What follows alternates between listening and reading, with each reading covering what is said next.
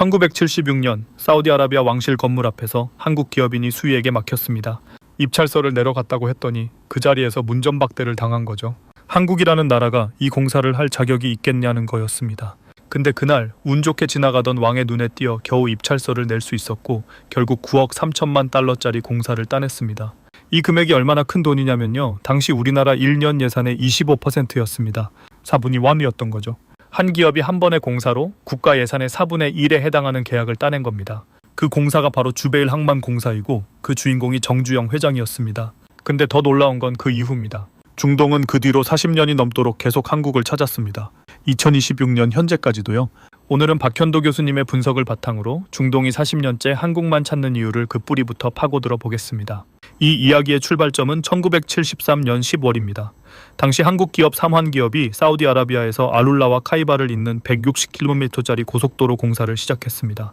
이게 한국이 중동 시장에 처음 발을 내디딘 순간이었죠. 1973년 10월, 그 시점이 중요합니다. 바로 1차 오일 쇼크가 터진 해였거든요. 오일 쇼크로 중동 산유국들은 갑자기 어마어마한 돈을 손에 쥐게 됐습니다. 그 돈으로 도로를 깔고 항만을 짓고 도시를 세우려 했는데 자국 내에 그 일을 할 사람이 없었습니다. 반면 한국은 정반대 상황이었죠. 오일 쇼크로 경제가 흔들리면서 일자리가 없었고 먹고 살 방법이 필요했습니다. 두 나라의 필요가 딱 맞아떨어진 겁니다. 그렇게 한국 노동자들이 중동으로 향하기 시작했습니다. 피크 시기에는 10만 명이 넘는 한국인이 중동 현장에서 일했죠. 당시 중동에서 받는 월급이 40만 50만 원이었는데 국내 임금과 비교하면 압도적으로 높은 수준이었습니다. 머니포커스 이승원 앵커의 외삼촌도 1978년 현대중공업에 입사해 사우디에서 7년, 리비아에서 3년, 총 10년을 보냈다고 합니다. 그분만의 이야기가 아니었습니다. 수많은 가정에서 아버지, 삼촌, 형이 중동으로 떠났고 그 외화가 한국 경제를 떠받쳤습니다. 근데 여기서 중요한 질문이 하나 있습니다. 당시 중동에는 한국만 있었던 게 아닙니다.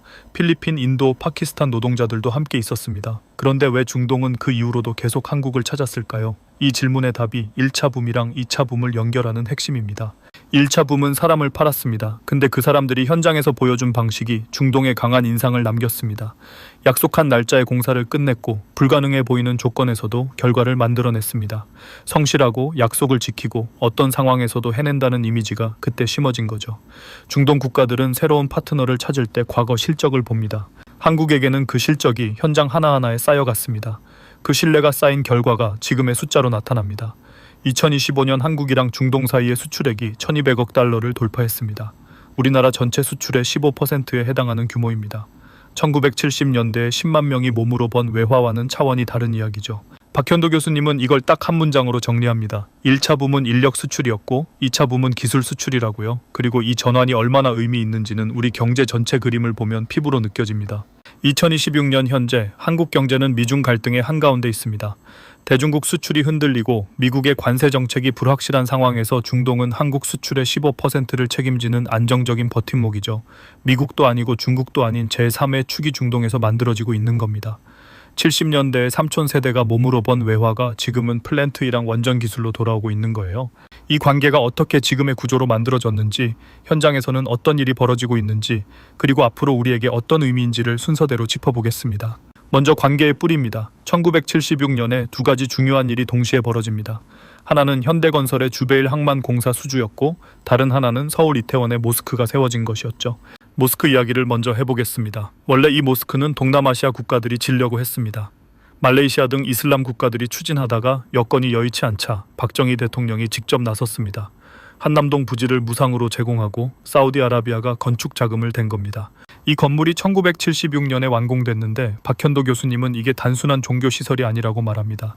불교 이후 국가의 보호를 받은 종교가 한국에서 처음 나온 것이 이슬람이었다는 거죠.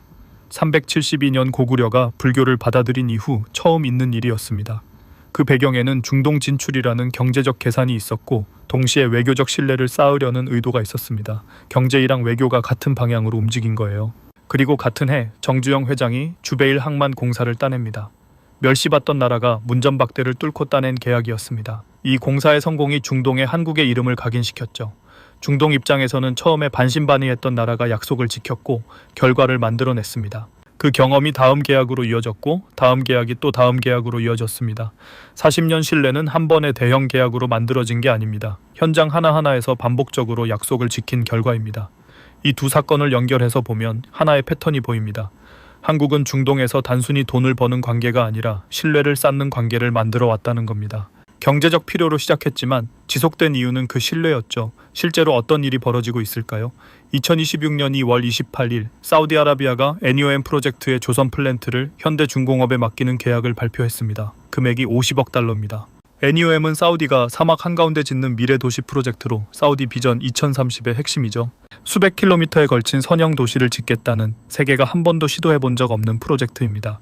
그 핵심 인프라를 한국 기업이 맡은 겁니다. 1976년에 수위에게 막혔던 나라가 50년 만에 사우디 최대 국가 프로젝트의 파트너가 된 거예요.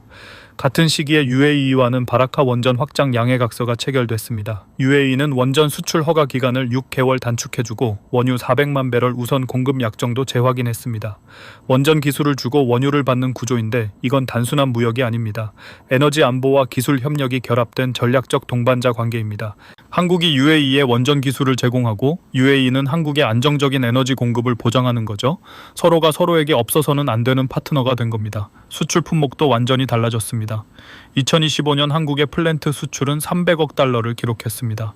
원전, 조선, 첨단 설비, 그리고 자주 국방과 관련된 방위 산업까지 포함됩니다. 중동 국가들이 단순히 건물을 짓는 게 아니라 에너지 인프라와 안보 체계를 통째로 한국에 맡기고 있다는 뜻입니다.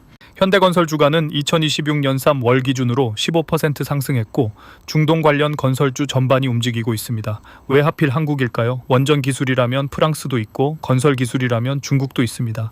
근데 중동은 계속 한국을 선택합니다. 이 질문이 이 이야기의 진짜 핵심이죠. 박현도 교수님은 이 질문에 대해 한국의 비간섭주의 외교를 언급합니다. 중동 국가들은 내정에 간섭하지 않고 종교나 이념을 강요하지 않는 파트너를 원합니다. 미국이나 유럽 국가들은 인권, 민주주의, 여성 권리 같은 문제를 협력의 조건으로 내세우는 경우가 많습니다. 협력을 하려면 먼저 우리 기준에 맞는 변화를 보여달라는 식이죠.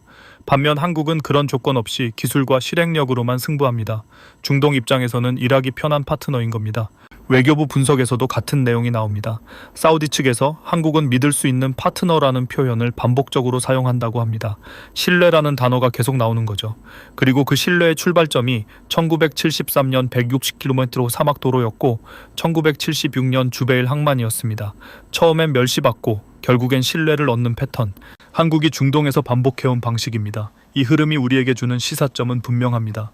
2026년 현재 한국 경제는 수출 다변화가 절실한 시점입니다. 미중 갈등이 장기화되면서 중국 의존도를 낮춰야 한다는 목소리가 높아지고 있고 미국의 관세 정책도 예측하기 어려운 상황이죠. 이런 구조에서 중동이 전체 수출의 15%를 차지한다는 것은 단순한 숫자가 아닙니다. 불확실성이 높아진 세계 경제에서 안정적인 수출처를 하나 더 확보하고 있다는 뜻입니다. 국제통화기금 IMF의 2026년 보고서를 보면 한국의 중동 기술 수출이 국내 총생산 GDP 성장에 2% 기여하고 있다고 분석했습니다. 다만 이란 긴장 등 지정학적 위험에 대한 주의도 함께 언급했습니다. 중동이 기회인 동시에 리스크가 있는 시장이라는 점은 균형 있게 봐야 합니다. 앞으로의 과제도 있습니다. 중동 국가들은 지금 자국민을 위한 기술 이전을 요구하기 시작했습니다. 단순히 인프라를 지어주는 게 아니라 그 기술을 자국민이 배울 수 있도록 해달라는 겁니다. 사우디 비전 2030의 핵심도 결국 자국 산업화입니다. 외국 기업에 의존하지 않고 자국민이 직접 운영할 수 있는 산업 구조를 만들겠다는 거죠. 한국이 이 요구에 어떻게 응하느냐가 이 관계를 단순 수주 관계로 끝낼지 아니면 전략적 동반자 관계로 발전시킬지를 가를 겁니다. 1973년 삼환기업이 160km 사막 도로를 뚫었을 때 아무도 이 관계가 50년 넘게 이어질 거라고 생각하지 못했습니다. 근데 지금 우리는 그 결과를 1200억 달러 수출이라는 숫자로 확인하고 있죠. 그 숫자 뒤에는 40년간 현장에서 약속을 지켜온 사람들의 시간이 있습니다. 70년대에 사우디와 리비아에서 10년을 보낸 분들의 땀이 지금의 50억 달러 NEOM 수주로 이어진 겁니다.